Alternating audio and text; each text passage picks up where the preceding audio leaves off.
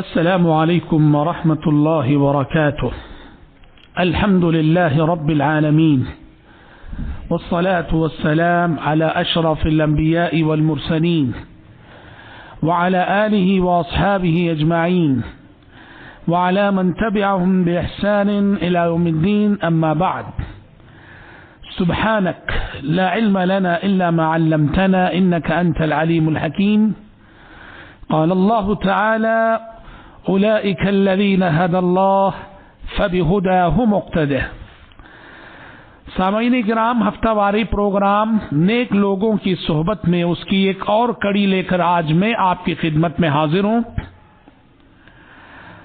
آج ہم گفتگو کریں گے صحابی رسول حضرت عدی بن حاتم الطائی رضی اللہ عنہ کے سلسلے میں.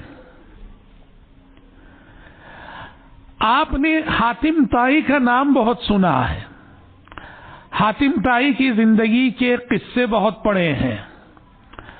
عرب کا ایک بہت ہی فیاض انسان، سخی انسان، جس نے ایسی سخاوت کی اور ایسی فیاضی کی کہ عرب کی تاریخ میں نہیں، انسانی تاریخ میں اس نے جگہ بنا لی.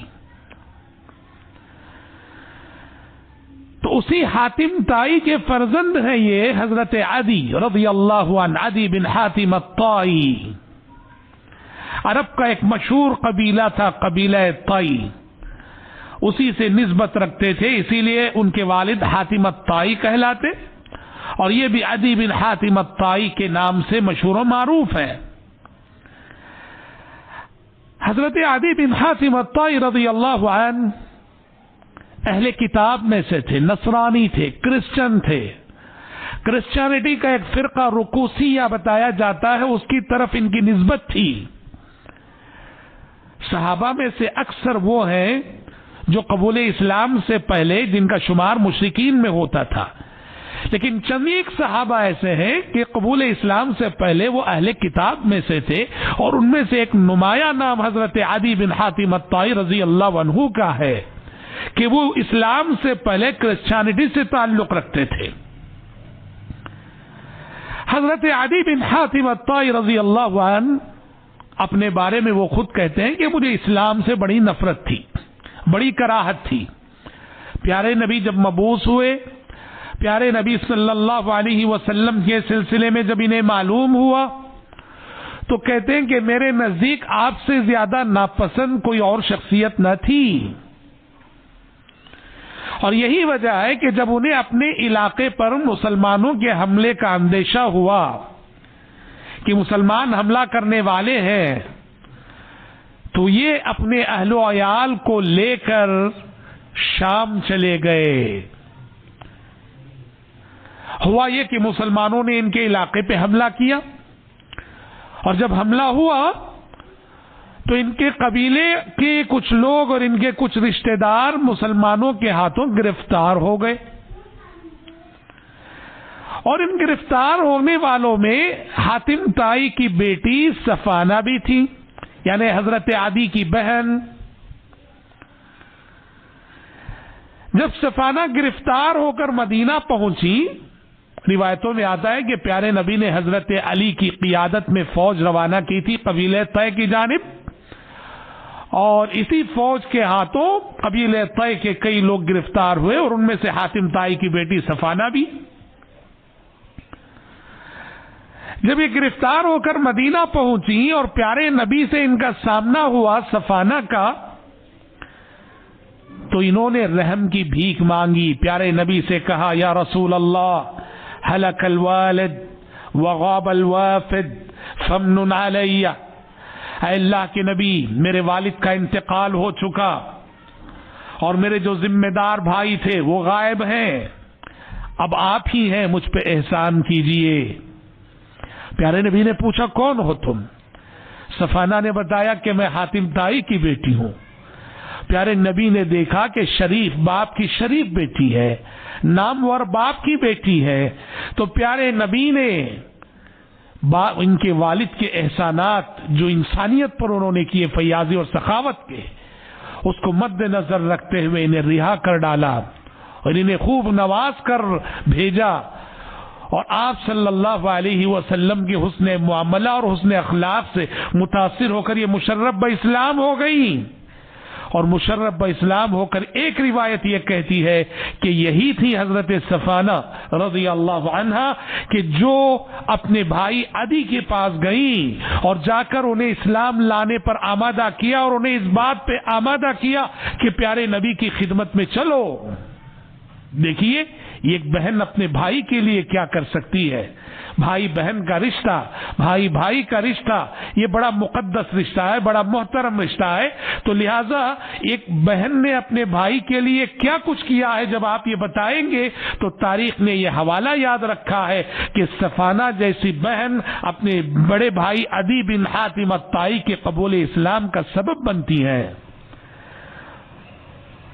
بہن کے مشورے پر عدی بن حاتم الطائی رضی اللہ عنہ وہ پیارے نبی کی خدمت میں آئے، ابھی مسلمان نہیں ہوئے تھے اس وقت، وہ پیارے نبی کی خدمت میں آئے، مدینہ پہنچے تو پیارے نبی نے عدی سے مخاطب ہو کے کہا کہ اسلم تسلم، کہا کہ عدی اسلام لا لو، کب مسلمان ہو گیا آخر تم، مسلمان ہو جاؤ، اسلام لا لو، سلامتی پا جاؤ گے۔ تو حضرت عدی کہتے ہیں میں نے پیارے نبی سے کہا ان لی دینن، کہا کہ میں کیسے مسلمان ہو جاؤں جبکہ میں پہلے سے ایک دین پہ چل رہا ہوں، ایک مذہب کو مان رہا ہوں۔ تو پیارے نبی نے کہا مجھے معلوم ہے کہ تم جو ہے رکوسی مذہب جو کہ کرسچینٹی کا ایک فرقہ ہے، کہا کہ تم اس کے ماننے والے ہو نا، اور پھر آپ نے یہ بھی کہا تأکل المرباع، تم جو ہے مال غنیمت کا چوتھا حصہ لوگوں سے لے کے کھاتے ہو، حالانکہ تم جس دین پہ چل رہے ہو اس دین کے قواعد اور اس دین کی تعلیمات کی روشنی میں دیکھا جائے تو یہ مال غنیمت کا چوتھا حصہ کھانا تمہارے لیے جائز نہیں۔ حضرت عدی کہتے ہیں کہ جب پیارے نبی نے یہ بات ارشاد فرمائی مجھ سے کہ میں جو ایک قبیلے کا سردار ہوتے ہوئے مال غنیمت کا چوتھا حصہ لوگوں سے لیا کرتا ہوں اور یہ میرے مذہب کے مطابق میرے لیے اس کا کھانا جائز نہیں ہے، کہتے ہیں کہ جب یہ بات میں نے پیارے نبی سے سنی تو مجھے یقین ہو گیا کہ آپ اللہ کے سچے نبی ہیں،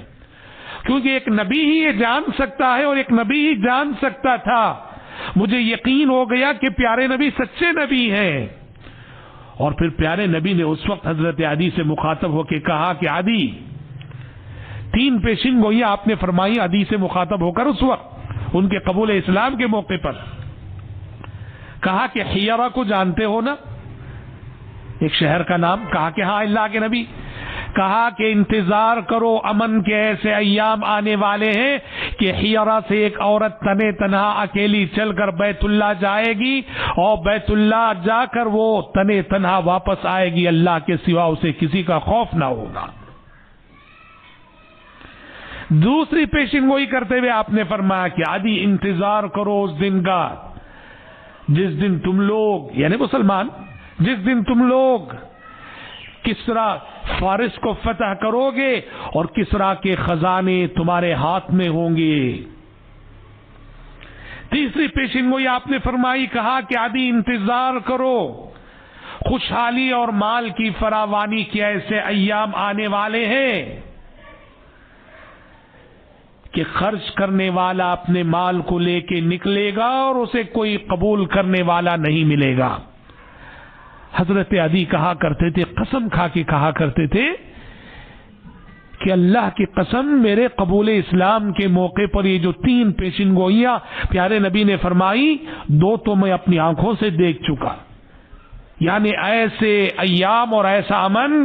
کہ حیارہ سے ایک عورت اکیلی اور تنہا چل کر سفر کرے بیت اللہ آئے اور اسے اللہ کے سوا کسی کا خوف نہ ہو، یہ بھی میں اپنی آنکھوں سے دیکھ چکا۔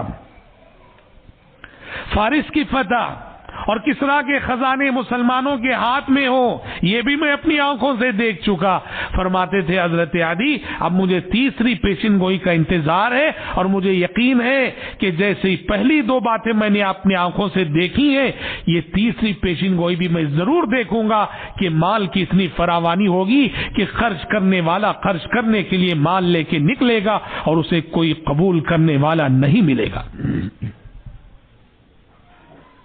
محترم بھائیوں، اور محترم بہنوں، حضرت عدی بن حاتم الطائی رضی اللہ عنہ کی حیات اور آپ کی زندگی ہمارے لیے اور آپ کے لیے بڑے سبق رکھتی ہے۔ نماز کے حوالے سے امام ذہبی رحمۃ اللہ علیہ نے، دوسرے اہل علم نے جنہوں نے حضرت عدی بن حاتم الطائی رضی اللہ عنہ کی سوانح حیات لکھی ہے، یہ بات لکھی ہے کہ حضرت عدی فرماتے ہیں کہ نماز کا اتنا اہتمام تھا ان کی زندگی میں، حضرت عدی فرماتے ہیں کہ بہت کم ایسا ہوا کہ نماز کا وقت داخل ہوا ہو اور میں وضو کے بغیر رہا ہوں۔ مطلب کیا ہے؟ نماز کا اتنا اہتمام تھا کہ نماز کا وقت داخل ہونے سے پہلے وضو کر لیتے تھے، جب بھی نماز کا وقت داخل ہوتا تو حضرت عدی رضی اللہ عنہ ہمیشہ باوضو رہتے۔ نماز ہم پڑھتے تو ہیں لیکن نماز کا اہتمام، اور ایسا اہتمام ایک بار کی بات نہیں، دو بار کی بات نہیں، زندگی کا معمول تھا۔ یہ ان کی زندگی کا معمول تھا کہ نماز کا وقت داخل ہوا اور وہ حالت وضو میں ہے۔ کتنی بڑی بات ہے، کتنا اہتمام ہے نماز کا۔ اور سبحان اللہ، پیارے نبی صلی اللہ علیہ وسلم نے جو تربیت حضرات صحابہ کرام رضوان اللہ علیہم اجمعین کی کہ وہ انسانی روپ میں گویا یوں کہیے کہ فرشتے تھے، اور ان کے رحم و کرم کا دامن اتنا وسیع تھا کہ ان کے دامن میں نہ صرف انسانوں کو جگہ ملتی تھی، کائنات کی مخلوقات، کائنات کے بے زبان جانور، چرند پرند بھی ان کے دامن رحمت میں جگہ پاتے تھے۔ چنانچہ حضرت عدی بن حاتم الطائی رضی اللہ عنہ کے بارے میں آتا ہے کہ وہ روٹی اس کو چورا کرتے تھے، روٹی کے ٹکڑے کرتے تھے، اور ٹکڑے کر کے گھر میں جو چونٹیاں ہوتی تھیں ان چونٹیوں کو وہ روٹی ڈالتے تھے اور فرماتے تھے کہ انہن جارات، یہ ہماری پڑوس ہیں، وَلَهُنَّ حق، اور پڑوس ہوتے ہوئے ان کا ہم پر حق بنتا ہے، ہم انہیں کھلائیں گے، ہم انہیں پلائیں گے۔ کیا اخلاق ہے یہ، کیا کردار ہے یہ، کیسی رحمت ہے یہ، رحمت کا، رحم و کرم کا کیسا جذبہ ہے یہ جو کیڑے مکوڑے ہیں، حشرات الارض ہیں، چونٹیاں ہیں، سبحان اللہ، یعنی حضرات صحابہ کرام رضوان اللہ علیہم اجمعین کہتے ہیں یہ بھی ہمارے پڑوس ہیں اور انہیں کھلاتے ہیں، انہیں پلاتے ہیں۔ حضرت عدی بن حاتم الطائی رضی اللہ عنہ کی ایک اور منقبت، ایک اور فضیلت یہ بھی ہے ان کی اور ان کے قبیلے کی کہ آپ جانتے ہیں کہ پیارے نبی کے انتقال کے بعد وسیع پیمانے پر، بڑے پیمانے پر عرب مرتد ہو گئے تھے، بڑے پیمانے پر فتنہ ارتداد رونما ہوا تھا، عرب کے بیشتر قبائل مرتد ہوئے تھے پیارے نبی کے انتقال کے بعد، لیکن بہت تھوڑے قبیلے ایسے تھے، بہت تھوڑے علاقے ایسے تھے جہاں فتنہ ارتداد کا کوئی اثر نہ ہوا، اور جہاں کے لوگ اس مشکل اور آزمائش کی گھڑی میں اسلام پر ثابت قدم رہے، اور انہی لوگوں کے ذریعے سے حضرت ابو بکر صدیق رضی اللہ عنہ نے فتنہ ارتداد کا مقابلہ کیا تھا۔ تو حضرت عدی بن حاتم الطائی رضی اللہ عنہ اور ان کے قبیلے طی کا شمار بھی انہی لوگوں میں ہوتا ہے، انہی قبائل میں ہوتا ہے جو ارتداد کی اس مشکل گھڑی میں جب سب لوگ مرتد ہو رہے تھے، اسلام پر یہ ثابت قدم رہے، یہ اپنے قبیلہ سمیت، اپنے قبیلے سمیت اسلام پر انہوں نے ثابت قدمی دکھائی اور فتنہ ارتداد کا جم کر مقابلہ کیا۔ قبیلے طے میں گویا فتنہ ارتداد قدم نہیں جما سکا، کیوں؟ حضرت عدی جیسا ایک سمجھدار سردار، سمجھدار لیڈر اس قوم کی، اس قبیلے کی قیادت کر رہا تھا رضی اللہ عنہ وارضاہ۔ بالآخر ایک مثالی زندگی گزارنے کے بعد حضرت عدی بن حاتم الطائی رضی اللہ عنہ سن 60 ہجری میں، یا بعض روایتوں کے مطابق 68 ہجری میں، اور عمر بھی انہوں نے لمبی پائی، تقریباً وفات ہوئی تو ان کی عمر تھی 120 سال۔ 120 سال کی عمر میں کوفہ میں حضرت عدی رضی اللہ عنہ کا انتقال ہوا، اور وہیں حضرت عدی بن حاتم الطائی رضی اللہ عنہ کی تدفین بھی ہوئی۔ رب العزت سے دعا ہے کہ پروردگار عالم حضرت عدی بن حاتم الطائی رضی اللہ عنہ، ان کی فیاضی، ان کی سخاوت اور نمازوں کا جو اہتمام ان کی زندگی میں رہا، رحم و کرم کا جو جذبہ ان کے اندر تھا، پروردگار